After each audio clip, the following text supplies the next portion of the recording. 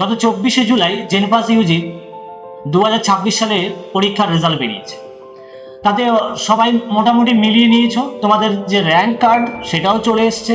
তোমরা বুঝতেই পেরে গেছো যে তোমাদের গভর্নমেন্ট নার্সিং কলেজে চান্স হতে পারে কিনা। সিট অল্প, মোটামুটি 1800 থেকে 2000-এর মধ্যে, এবং এই যে সিট ক্যাপাসিটি তার মধ্যে তোমাদের যদি র্যাঙ্ক থাকে তাহলে তোমরা বুঝতেই পারছো তোমাদের হয়ে যাবে। কিন্তু যাদের র্যাঙ্ক হয়নি, ধরো এই যে বাকি যে প্রায় 80,000-এর ওপরে যে শিক্ষার্থী যারা পেলো না, তারা কি বলবে? তাদের খামতি কোথায়, কেন তারা পেলো না? তোমরা এই জায়গাটায় ভাবো, তাহলে এতজন পেলো কি করে?